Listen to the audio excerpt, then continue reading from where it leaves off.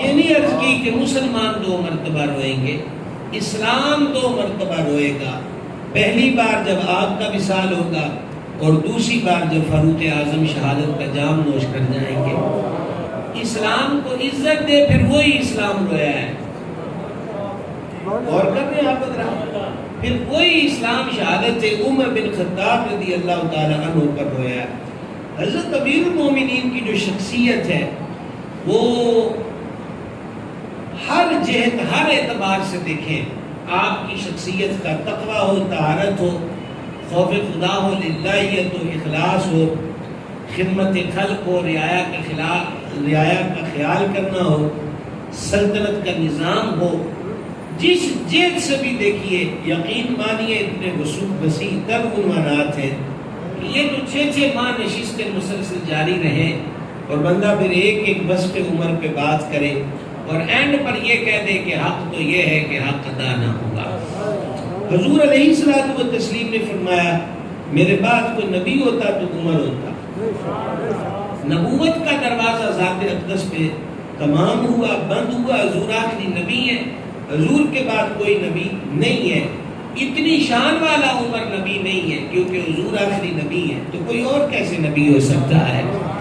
آقا و مولا علیہ السلام نے ایک مقام پہ فرمایا، میں آپ کو تسلسل سے مفہوماً عادی سنا رہا ہوں، فرمایا رب تعالیٰ نے عمر کی زبان اور دل پر حق رکھ دیا ہے، عمر جب بولتا ہے حق کی بولی بولتا ہے۔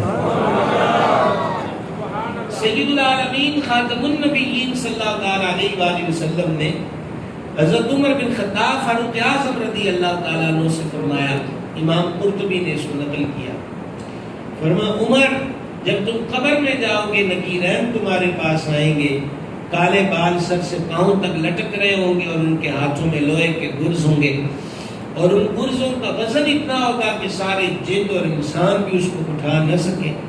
تم اس وقت ان کا سامنا کیسے کرو گے، ان کو جواب کیسے دو گے؟ یہ نبی پاک علیہ السلام نے ایک تسلسل سے اپنے خاصوں کو، قریبیوں کو ان چیزوں کی خبریں دی ہیں۔ مثلا امام سیوطی نے درر منصور میں اس کو نقل کیا کہ جان عالم علیہ السلام نے فرمایا عثمان تمہیں اس وقت شہید کیا جائے گا کہ تم قرآن کی تلاوت کر رہے ہو۔ ایسا مولا کائنات شیر خدا مشکل کشا کرم اللہ تعالی وجہ الکریم سے فرمایا علی جب وہ بندہ وہ دنیا کا بدترین انسان جب تمہاری کن پٹی پہ وار کرے گا اور میں دیکھ رہا ہوں کہ اس تمہارے خون سے تمہاری داڑھی رنگین ہو گئی، تو فرمایا کہ اس وقت تم کیا کرو گے؟ حضرات علماء اکرام سادات نظام کی نظر یہ میں خصوص کرنا چاہتا ہوں، مولا مرتضیٰ کا کیا حسین جواب ہے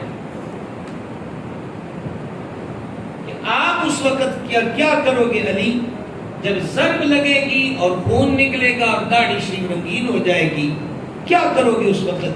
مولا مرتضیٰ کا جواب، آپ کے کان شاید یہ لفظ سننا چاہتے ہو کہ مولا علی نے کہا میں صبر کروں گا، نہیں، مولا علی نے عرض کی میں شکر کروں گا۔ میں کیا کروں گا؟ شکر ادا کروں گا۔ بھائی صاحب ضرب لگے، خون بہے اور شہادت کا راستہ کھلے تو یہ تو زخم اور یہ حالت تو صبر کی حالت ہے۔ مولا مرتضیٰ کہتے ہیں میں شکر ادا کروں گا، کاش کہ یہ جملہ سمجھ جائیں تو کربلا سمجھ میں آ جائے۔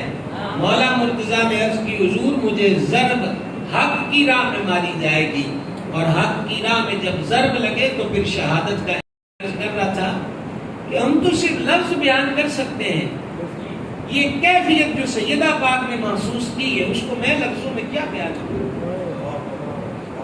سمجھ رہے آپ؟ تو آپ نے جواب میں کیا کہا؟ اللہ اکبر کبیرہ، ایک صدر ہے بھائی جی، اس سے بھی بہت کچھ سمجھ میں آ سکتا ہے۔ بنت مرتضیٰ اور حضرت امام کی ہمشیرہ معظمہ کریمہ عالیہ نے جواب دیا اللہ تعالیٰ نے میرے بھائی کو شہادت عطا کی ہے۔ وہ کہہ رہا دیکھا اللہ نے تیرے بھائی کے ساتھ کیا کیا؟ جواب میں فرماتی ہیں اللہ نے میرے بھائی کو شہادت دی ہے، اور ہمارے دین میں شہادت عظمت کی بات ہے، ذلت کی بات نہیں۔ ہمارے دین میں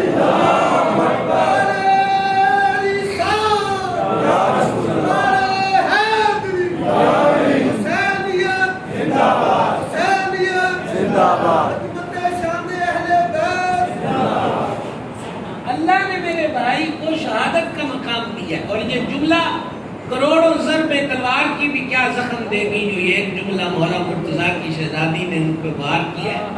فرما ہمارے دین میں او بے دینوں، ہمارے دین میں شہادت عزت و عظمت ہے، ذلت نہیں ہے۔ تو کس طرح کرسی پہ بیٹھ کے کہتا ہے کہ کیا کیا ہے؟ وہ مہربان ہے، مہربانی میں فرماتا ہے۔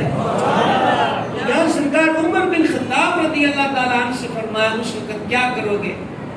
تو سرکار عمر فاروق نے عرض کی حضور اتنا بتا دیں ہوگا تو میں آپ کا غلام ہی نہ۔ حدیث میں ہے انما الاعمال بالخواتیم، اعمال کا دار و مدار خاتمے پر ہے۔ اعمال کا دار و مدار کس پر ہے؟ خاتمے پر ہے۔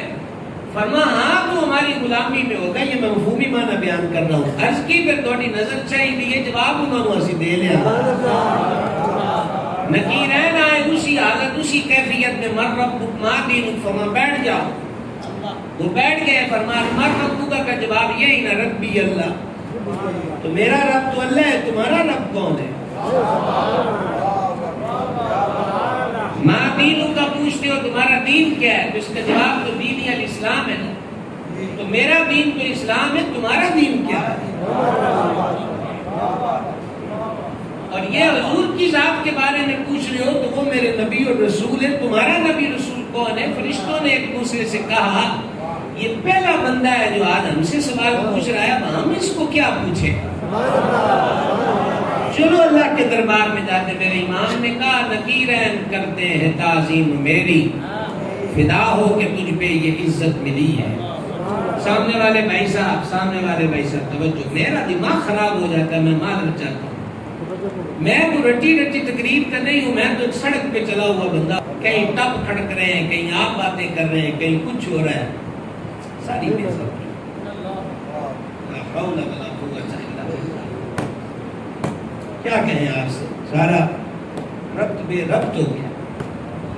سرکار سیدنا عمر بن خطاب فاروق اعظم رضی اللہ تعالیٰ عنہ کی میں ذات اقدس کے بارے میں بات کر رہا تھا کہ یہ ان کی شہادت اور شہادت کے بعد مزار اقدس کی بات ہے۔ جب ان کو اب کیفیت دیکھیں، ان کی حالت اور کیفیت دیکھیں، زخم لگے ہیں اور زخم اتنا گہرا ہے، دیکھیں حج سے واپس گئے محرم میں، چونکہ یہ اب آپ سفر میں آپ پر حملہ ہوا ہے آخری عشرے کے اندر، تو حج سے ذی الحج کے اندر، ذی الحج میں جب آپ حج کر کے واپس نکلے ہیں تو آخری عشرے کے اندر آپ پر حملہ ہوا ہے۔ حج سے واپسی پر ایک جگہ پڑاؤ تھا، حضرت عمر بن خطاب نے ہاتھ اٹھا کر کہا مولا میں بوڑھا ہو گیا ہوں، اب مجھے ڈر لگتا ہے کہ پتہ نہیں میرے آیا کہ حقوق صحیح طور پہ ادا کر پاؤں یا نہ کر پاؤں، اور ایسا نہ ہو کہ رعایا کہ کسی فرد کا بوجھ عمر کے کندھوں پر ہو، تو مولا میں ضعیف ہو گیا ہوں، تو مجھے اپنے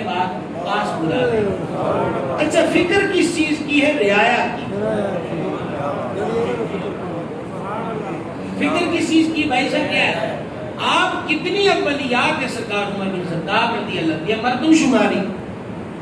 مردم شماری، اس کے بانی جو ہے مدینہ منورہ کے اندر حضرت عمر بن خطاب ہے۔ کہا کہ قواعد جمع کیے جائیں، رجسٹر بنایا جائے، تو اب رجسٹر میں پہلا گھر کس کا نوٹ ہوگا؟ اب یہ مشورہ چل رہا ہے، بعضوں نے کہا امیر المومنین آپ کا گھر تھا، عمر کا گھر پہلے کہاں لکھا جا سکتا ہے؟ یہاں رسول اللہ کا گھر آئے گا، یہاں خدا کا گھر آئے گا۔ پتہ نہیں ہم کس دور میں جیے، اور یہ ابھی 10 سال کی باتیں ہیں کہ اسٹیجوں کا ماحول بدلا، جلسوں کی کیفیت بدلی، تقریروں، نقابتوں اور نعت خوانوں کے رنگ بدلے، مگرنہ ہم تو 10 سال پہلے صرف عشق سنتے تھے، محبت سنتے تھے، پیار سنتے تھے۔ خدا جانے یہ بیرون ممالک سے، اسرائیل سے بیج کہاں سے لے کر آئے کہ اب گل نہیں کھلتے، ناک ٹوٹتے ہیں، اب وہ میٹھے پھل نہیں آتے، بلکہ ہمارے سامنے کیا سے کیا ہوتا ہے؟ تو یہ نفوس قدسیہ میں اور آپ متقی ہونے کے دعوے دار کریں ہوں کہ جناب میرا دل پاک صاف ہے، تو جن دلوں پہ حضور کی نظریں پڑتی ہوں اور جو افراد حضور کی گود میں پرورش پائے ہوں ان کے دلوں کا عالم کیا ہوگا؟ اس لیے خدا کا واسطہ ہے اس امت کو مزید نہ بکھیرا جائے۔ ماذ اور ماذ یہ جہالت کے فروغ کے لیے اور مجموع کی گرمی کے لیے حضور کی نسبتوں سے کبھی دوری اختیار نہ کرنا. یہ دوری دنیا کے اندر تو 4 دن کی چاندنی ہوگی، سامنا پھر قبر میں ہوگا، اور پھر وہ جو سامنا ہے سوائے کف اسد ملنے کے اور کچھ بھی حاصل نہیں ہوگا. تو حضور کے گھر کا اہل بیت کا نام پہلے آئے گا. سمجھا کہ اہل بیت کا نام پہلے آئے گا. آپ نے وظائف مقرر کیے، بدری صحابہ کے وظیفے مقرر کیے. بدر والے صحابہ کا اسٹیٹس جو ہے وہ بقیہ سے ہمیشہ بلند رہا. تو آپ نے حسنین کریمین طیبین طاہرین نیرین قمرین منورین کا جو وظیفہ ہے وہ بدری صحابہ کی مثل فرما، ان کو بھی 5,000 ماہانہ پیش کیا جائے گا.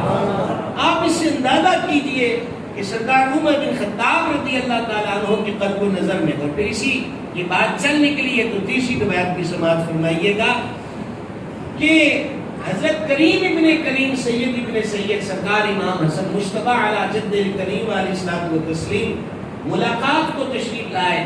سرکار عمر پاک حجرے میں تھے اور آپ کا بیٹا حضرت سیدنا عبداللہ ابن عمر باہر ہے. تو حضرت امام حسن نے دیکھا کہ بیٹے کو اندر آنے کی اجازت نہیں ملی، اور بعض روایتوں میں یہ ہے کہ اس وقت حضرت عمر بن خطاب حضرت امیر معاویہ رضی اللہ تعالیٰ عنہ سے میں بھی گفتگو تھے، تو مشاورت چل رہی تھی.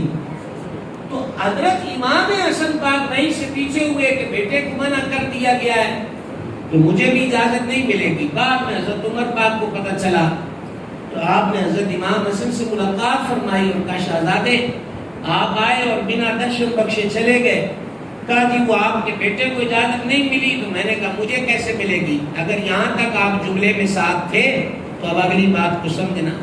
حضرت عمر پاک نے فرمایا آپ کو کس نے کہا ہے کہ آپ اجازت کے محتاج ہیں؟ میرا بیٹا اجازت مانگے تو مانگے، آپ مجھ سے اجازت مانگیں گے وہ بھی ملنے کے لیے.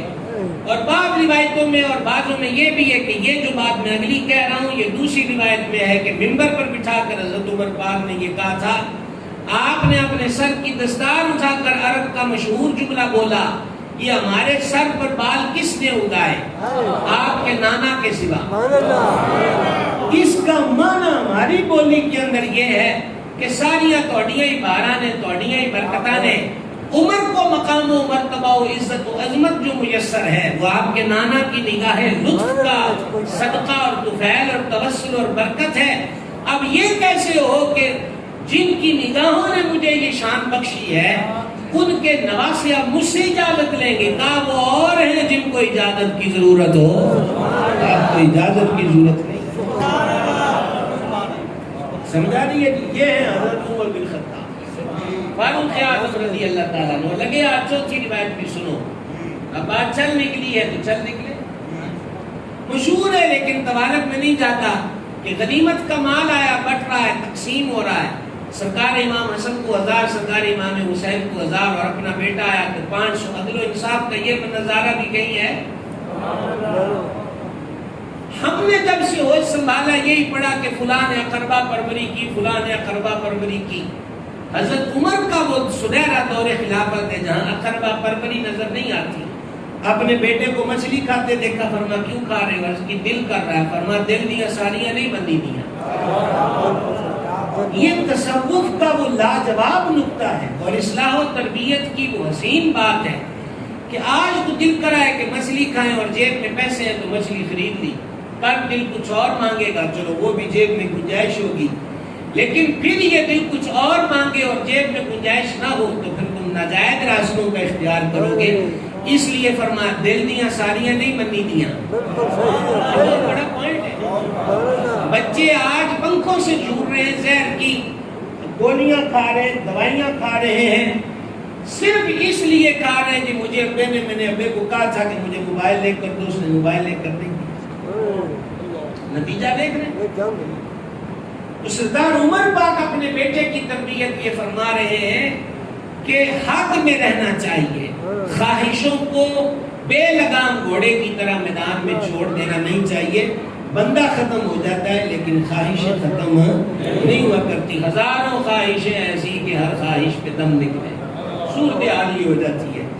تو میں آپ سے یہ کر رہا چاہ کہ بیٹے کو 500 دیا، انہوں نے عرض کی کہ حضور والا اعتراض کوئی نہیں ہے، آپ نے اس فرق کا مجھے معمہ جو ہے وہ سمجھا دیجئے کہ مجھے آپ نے 500 دیا ہے، حالانکہ میں اس وقت بھی جنگ لڑتا تھا جب شہزادوں کے کھیلنے کی عمر تھی۔ تو حضرت سرکار فاروق اعظم نے جو فرمایا، اللہ نے عمر کی زبان پہ حق رکھ دیا ہے، یہ سنائیے نا ابھی، وہ حق بولنے والی زبان بولی۔ فرمایا لطف آئے گا اگر میں پنجابی میں یہ جملہ کہہ گزوں، فرمایا تو نہ ورگا ہے گئے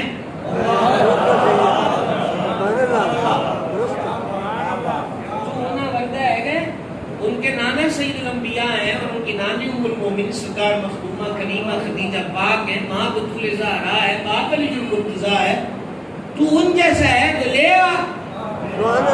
اب یہ جو جواب ہے حضرت فاروق اعظم کا، وہ آج 2023 میں بھی ہمارے لیے مفید ہے کہ جب انہوں نے واضح اس دن کر دیا کہ ان کا شہزادہ ہے، جو تقوی والا بھی ہے، علم والا بھی ہے، فہم والا بھی ہے، حضور کا صحابی بھی ہے اور عشق والا بھی ہے، اور ان کے بارے میں کئی مرتبہ تذکرہ کر چکا ہوں، واضح طور پہ کہہ دیا کہ یہ جو نسبتیں ہیں اس اعتبار سے بتاؤ کہ تمہیں ان سے کیا مثلیت اور مماثلت ہے۔ انہوں نے ہمیں بڑی پیاری بات سمجھا دی کہ میرا بیٹا جو ہے وہ ان شہزادوں کے برابر نہیں ہے۔ تمہاری عقل تو نہیں ماری گئی کہ ہم یزید کو حسین ابن علی کے سامنے کھڑا کر دیں؟ یزید کی حیثیت کیا ہے؟ حسین ہے،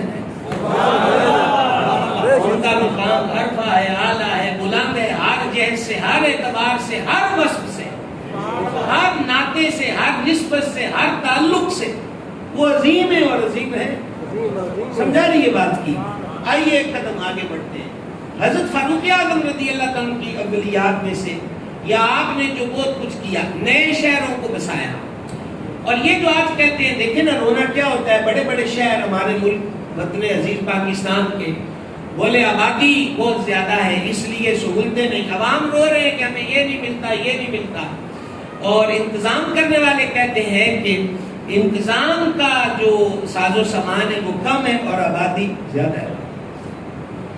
بساؤ، اور یہ جو چیز ہے یہ جرائم کو بھی روکتی ہے، یہ سہولیات کی فراہمی کا ذریعہ بھی بنتی ہے، اور یہ بہت ساری چیزوں سے بچاؤ کا سبب ہوتی ہے۔ اچھا، ایسی صورت پڑ گئی افریقہ میں، آپ نے اپنے گورنر کو کہا کہ نئی بستی بناؤ، انہوں نے آگے سے جواب دیا کہ یہ جنگلات سے گھرا علاقہ ہے اور ان جنگلوں میں بڑے بڑے وحشی درندے، زہریلے سانپ، کاٹ کھانے والی چیزیں موجود ہیں۔ حضرت عمر پاک رضی اللہ تعالیٰ عنہ نے خط لکھا، دریائے نیل والا یاد ہے، آج یہ بھی سنو۔ آپ نے فرمایا جنگل کی پڑھ کے سنا دے، شان دیکھ رہے ہیں، یہ جنگل میں پڑھ کے سنا دیں۔ تو روایت میں یہ ہے کہ انہوں نے درخت پہ چڑھ کے نہ اونچی بات میں کہا کہ امیر المومنین عمر بن خطاب کا یہ میسج تمہارے نام ہے، تمام جنگل کے درندوں، ڈسنے والوں، ڈنک مارنے والوں، چیٹ پاٹ کرنے والوں، تمام کے لیے کہ ہم نے یہاں نیا شہر بسانا ہے، لہذا رضاکارانہ طور پہ علاقہ چھوڑ دیا جائے۔ کہا میں نے خط جب پڑھ دیا نا تو میں نے تھوڑی دیر کے بعد ہر قسم کے درندوں اور جانوروں اور دیگر کو لائنیں بناتے ہوئے اس جنگل سے نکلتے ہوئے دیکھا ہے۔ یہ ہے حضرت فاروق اعظم رضی اللہ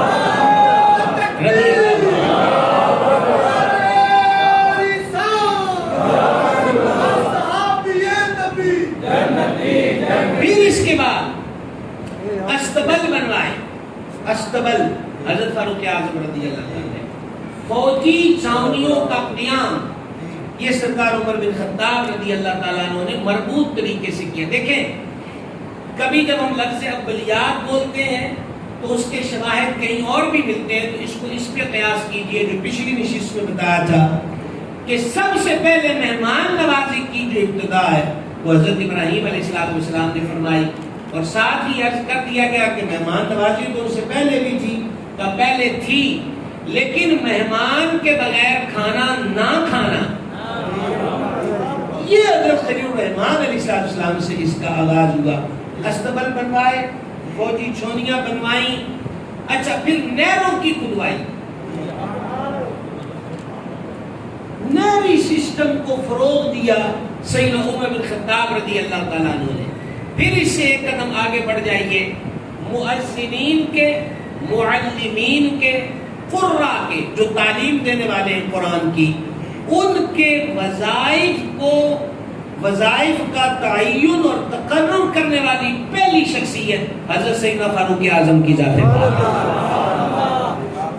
ان کا طریقہ کیا ہوتا تھا؟ 5 6 8 2 10 قرہ صحابہ کو جو قرآن جاننے والے ہیں ان کو وہ بھیجتے۔ مثلا تم نے مصر جانا ہے اور مصر میں فرمایا کہ یہ تم نے کام کر کے جب لوگ قریب آ جائیں قرآن سیکھنے لگے تو 4 کو فرمانا ہے تم نے فلسطین چلے جانا ہے۔ سمجھا نہیں ہے؟ یہ ایسا حسین انداز ہے تبلیغ کا بھی، قرآن کی تعلیم کے فروغ کا بھی، یہ بات کو قائم کرنے والی شخصیت۔ اور وظائف کے تقرر سے معلوم ہوا، نگاہ فاروق اعظم دیکھ رہی تھی کہ ان امور کے اندر بھی مالی معاونت کی ضرورت ہے۔ آج ہمارے ہاں حفظ اور ناظرے کی کلاس اور 5 وقت کی نماز پڑھانے والے کی 15,000 تنخواہ قائم کر کے آج بھی، ابھی کل پرسوں ہمارے پاس ایک امام لینے آئے تھے تو وہ گاؤں والے فخر سے کہہ رہے تھے ہم 15,000 دیتے ہیں، آج بھی کہتے ہیں 15,000۔ تو وہ تو اس میں کوئی مد شد نہیں آتی، لیکن وہ جو 15,000 مد شد بھی بیچ میں ڈالے، کیا ہوتا ہے 15,000؟